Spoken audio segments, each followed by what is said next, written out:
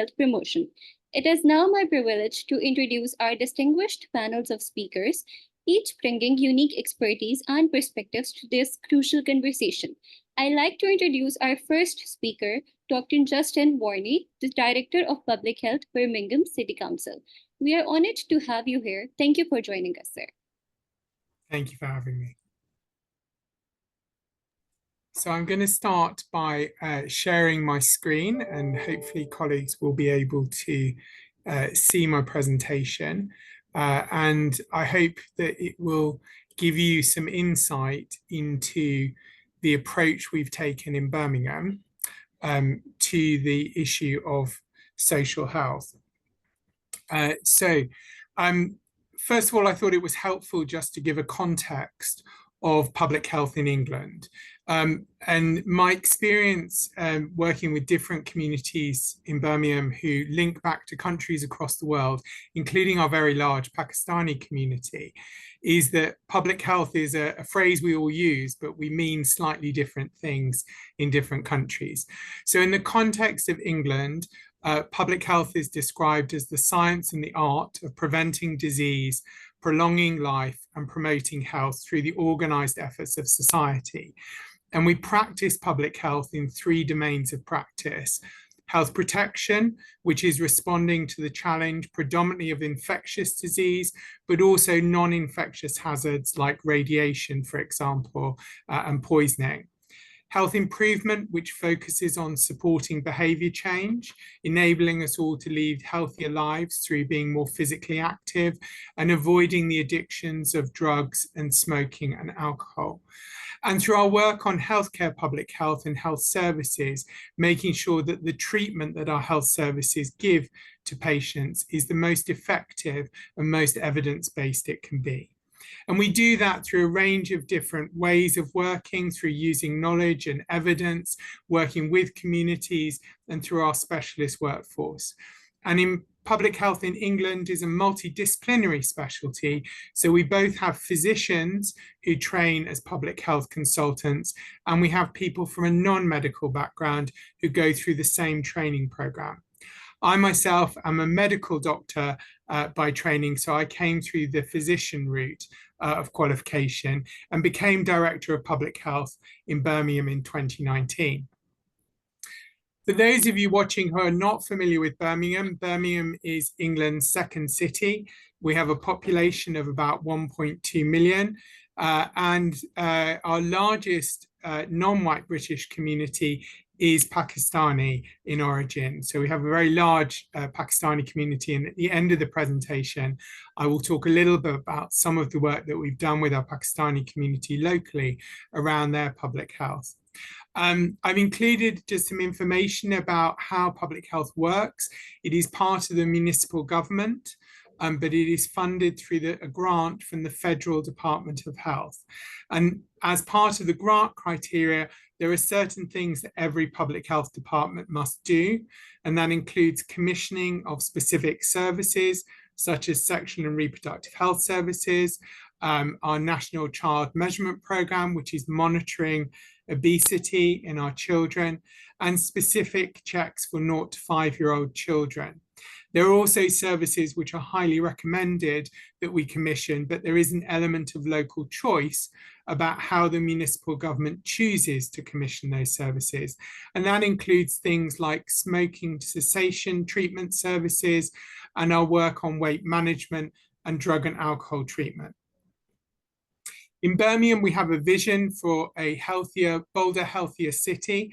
And over the 8 years from 2022 to 2030, we have a partnership approach between the municipal government, the voluntary and community sector, our faith sector, our business sector, our academic sector, and our police and health services to work together around 5 key themes around creating a greener and sustainable city, maintaining mental wellness and balance, becoming active at every age, creating a city in which people can afford and access healthy and diverse food, and then protect and detect relates to our health protection responsibilities to protect people from infectious disease and environmental hazards.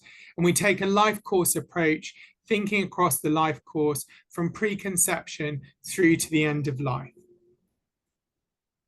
And I've included just in the pack for information a bit about how the partnership structure is set up. But I think it's useful to share this because when we talk about public health interventions and when we come to talk about the challenge of social health, this is something that no single agency can address.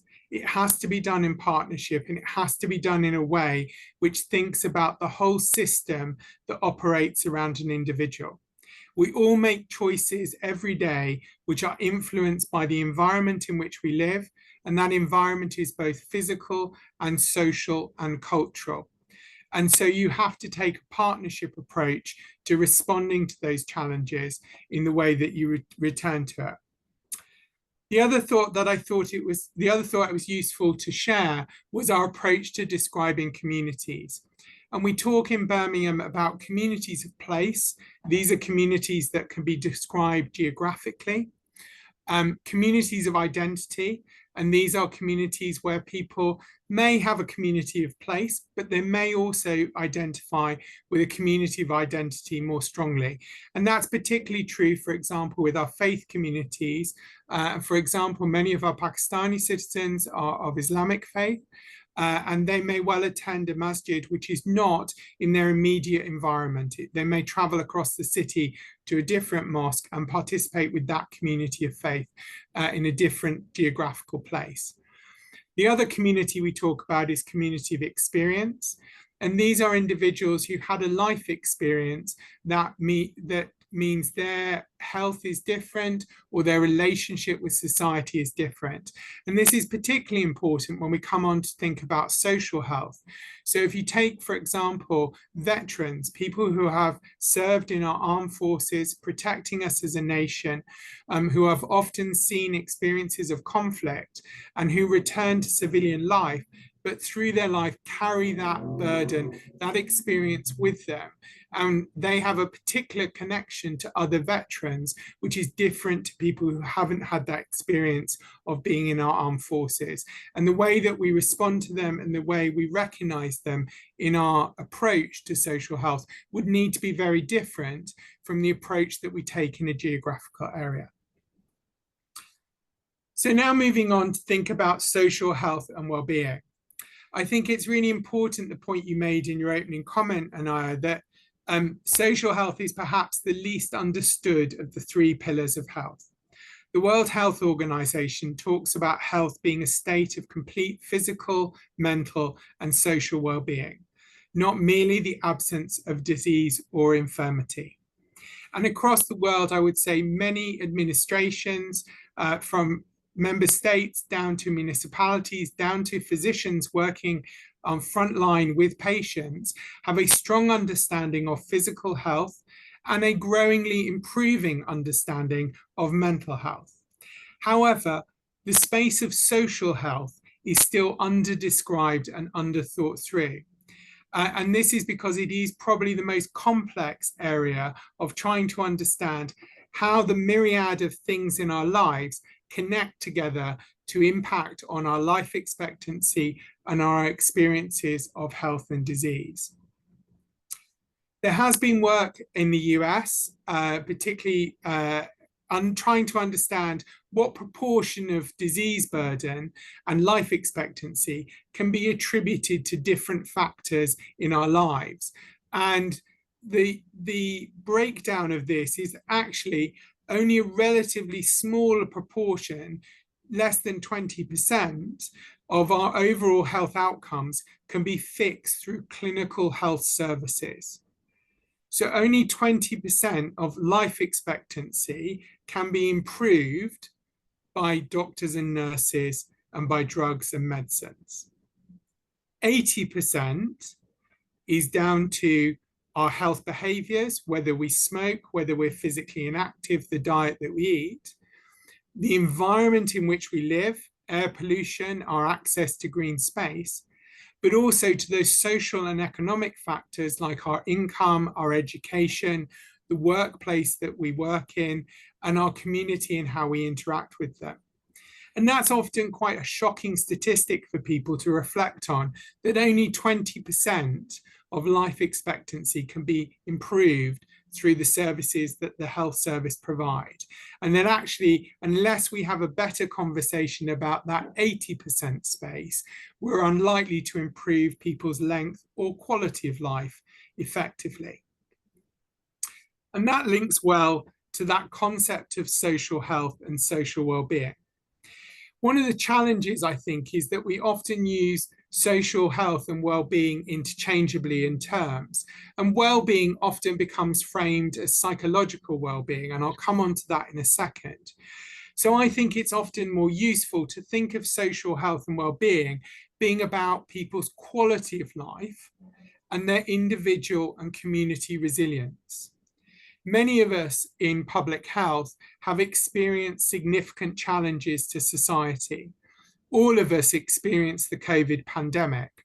And one of the things that really underpinned the inequalities of the impact of COVID was the resilience of individuals and communities, their capacity and the resources that they had available to them to be able to change and adapt and cope with that incredible challenge of the COVID pandemic. Now, that's not unique to the COVID pandemic, and I know that Pakistan sadly has experienced many natural disasters over the years, most recently, I think, severe flooding. And again, people's individual and the community's capacity to bounce back, to recover, to be resilient to that challenge is down to their social health. So thinking of social health, not just as quality of life, but also as the resilience of communities and individuals, their ability to respond to the everyday challenges, puts it in a slightly different space from the mental health well-being space of psychological well-being. That also, I think, helps us in times of understanding the domains, the things that can improve social health. So it helps us when we think around how do we develop the resilience of communities and individuals? Then we're in a space of talking about whether people have pensions, whether they have savings in the bank, whether they have a bank account at all, for example, as well as talking about their physical health and mental health capacity, about whether they're connected to a community of faith or a community which supports them to achieve their potential. This all helps us think around the concept of social health being much, much broader, but also really quite tangible in terms of how we can build up social health in communities and social resilience. In contrast, when we think about psychological well-being and how that connects to mental health, we're talking much more about personal psychological traits, people's autonomy, their sense of purpose in life, their sense of competence, and their ability to navigate the world from their sense of self. So in terms of how these two fit together, and this is often where we see that overlap between mental health and well-being, particularly in the UK policy landscape. The outer green ring is very much focused on the social health dimensions that support an individual's mental well-being. So it's hard to develop those psychological well-being aspects that underpin our physical and mental health unless you have good social health, your good anchor in a community that supports you and nurtures you and enables you to become your best. And that is more than the psychological aspects. It is also about the resilience and the reserves that people have, both financial and economic, but also in terms of societal. One of the most powerful questions, I think, when we're asking people about their social health is, do you have someone you can ask for help in a time of need? It's a really good way of understanding whether individuals are connected to a support network to enable them to bounce back or to navigate life's challenges.